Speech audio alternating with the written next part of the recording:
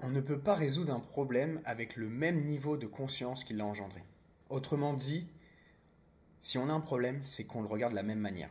Et encore une fois, on a un problème parce qu'on pense, parce qu'on a la perception qu'on a un problème. Et là, tout l'intérêt de cette vidéo, c'est de te montrer que, justement, si tu as une peur, c'est de te montrer que c'est une perception erronée de la réalité, et c'est qu'il y a un déséquilibre entre les inconvénients que tu vois par rapport aux avantages par rapport à telle situation. Et c'est ta perception qui fait justement ton ressenti et qui t'amène à avoir cette appréhension qu'on a tous, d'accord, dans les différents événements. Et là, mon but, c'est justement de rééquilibrer les perceptions avec mes sportifs que j'accompagne pour pouvoir avoir cet équilibre et cette sérénité, tranquillité d'esprit, cette clarté mentale pour pouvoir être dans le bien-être et performer par la suite. Et pourquoi je te dis ça? Parce que là, pour illustrer ça, je te dis l'exemple d'une étude qui a été amenée par des chercheurs sur deux groupes d'individus. Ils devaient faire une prise de parole en public et ils avaient juste deux phrases différentes à dire. Le premier groupe, on leur demandait de commencer la prise de parole en disant « Bon voilà, je suis anxieux ». Et ils commençaient leur prise de parole. Deuxième groupe, c'était à l'inverse de dire bon ben voilà, je suis excité à commencer. Et ils déroulaient leur prise de parole. Et on s'est rendu compte qu'il y avait une nette différence de la performance par rapport à leur prise de parole en fonction des deux groupes témoins.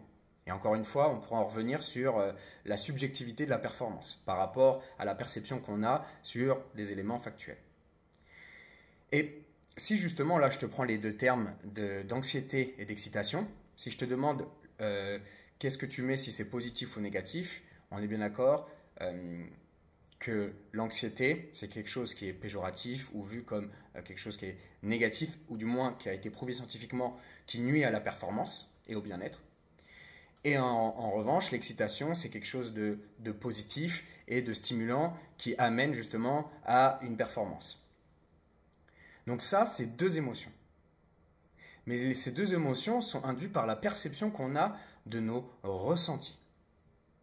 Et là, toute la subtilité ici, c'est que les émotions qu'on a par rapport à l'événement et ce qu'on ressent, c'est par rapport au stress.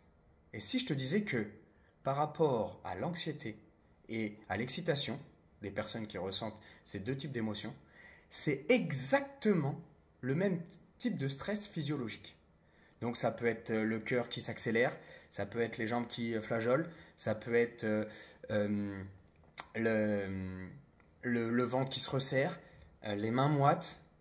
Et donc tous ces marqueurs de stress physiologique sont exactement les mêmes pour ceux qui ressentent de l'anxiété et ceux qui ressentent de l'excitation. Donc qu'est-ce que ça nous dit ça? Ça nous dit que c'est vraiment la perception qu'on fait de ce qu'on ressent qui va induire une émotion dite positive et dite négative. Donc là, tout le but, c'est justement de travailler, de passer d'une anxiété, donc une perception d'une émotion négative sur la perception de ce que je ressens, à une excitation pour pouvoir être plus à l'aise, avoir une meilleure perception de ces stress et ces marqueurs physiologiques. Donc une fois que j'ai dit ça, le but c'est de rééquilibrer justement ces peurs, ces anxiétés. Et comment on fait? Là, c'est tout un protocole qu'on fait avec mes sportifs que j'accompagne sur équilibrer et justement le fait de ne pas regarder uniquement au même endroit, mais d'élever le niveau de conscience pour pouvoir rééquilibrer et se poser la question, c'est quoi l'avantage, par exemple, de rater ma prise de parole? Quels sont les inconvénients à être parfait tout le temps? Et donc, du coup, au début, c'est des questions contre-intuitives. Ils me disent, il n'y en a pas. Et on creuse. Et là, justement, on commence à en déterminer. Et c'est pour ça que quand je disais que la performance est subjective, c'est parce que, justement, en foirant complètement une épreuve, un examen, justement une prise de parole, en fait, ça peut en inspirer d'autres. Ou ça peut, justement, avoir une leçon d'humilité. Ou justement apprendre pour mieux performer sur le long terme. Si tu as une vision long terme, et donc du coup te dire c'est juste un échec, mais cet échec c'est un apprentissage vers mes futures réussites. Donc vraiment rééquilibrer ces perceptions-là erronées de la réalité pour ensuite aussi ressentir, par exemple, ces différents stress, pour se dire que effectivement là, mon corps, en fait, il m'envoie tous ces signaux pour passer à l'action, pour être efficace, pour être justement attentif, pour être performant. Et tout ça, c'est dans le discours interne pour pouvoir relâcher la pression et s'en servir pour être plus performant. Donc il y a le protocole PrEP issu de David Laroche dans l'école de la Paradox School que je suis.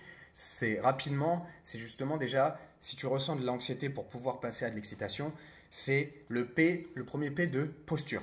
Souvent, le langage non verbal communique pour nous. Et même si des fois, avec les paroles, on essaye de dire des choses, notre corps communique. Donc c'est de se tenir droit, les épaules vers l'arrière, le menton relevé, le torse bombé, pour pouvoir déjà passer au R de la respiration. Donc déjà, comment tu te tiens avec la posture. Voilà, tu te tiens bien droit. C'est complètement différent que quelqu'un qui a le dos voûté, les épaules tombantes, les bras ballants et la tête baissée. Donc, une fois que tu as intériorisé le P, on peut passer au R de la respiration.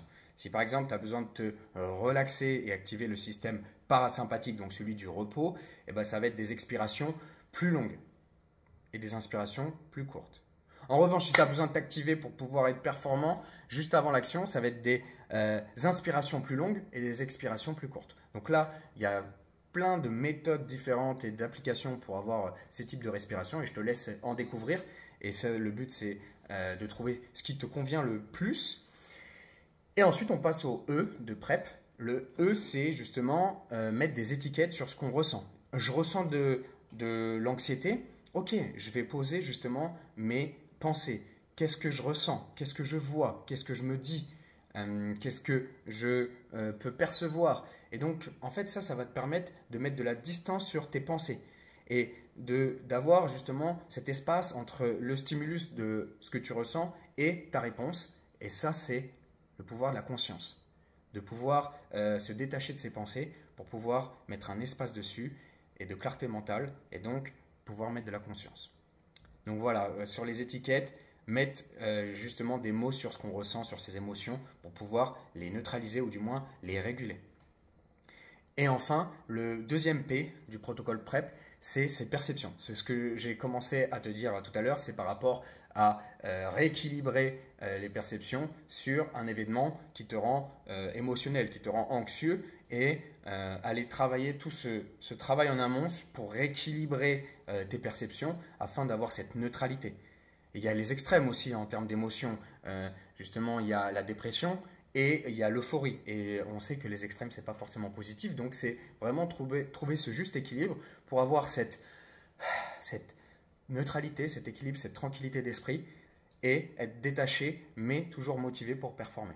Donc c'est pour ça là ensuite qu'on travaille sur cette fluidité, atteindre cette zone de flow que les sportifs ont déjà tous connue et cette tranquillité d'esprit pour avoir cette fluidité de bien-être et de performance. Donc voilà par rapport à la perception que tu as par rapport à des événements sur les différents types d'émotions que ça te procure. N'oublie pas, les deux termes les plus importants, c'est la perception des événements que tu fais sur ce que tu ressens et ce que tu vois par rapport à tes événements et la prise de conscience que tu peux avoir pour pouvoir se détacher de ces pensées. Et ben c'est déjà pas mal. Hein? Nous, on se dit à la prochaine. N'hésite pas si tu veux suivre et collaborer avec moi pour un accompagnement sur la préparation mentale pour atteindre cet alignement tête, cœur, corps. Et ben, je te laisse mes coordonnées. Et nous, on se dit à la prochaine. Jamais parfait, toujours meilleur. Allez, ciao!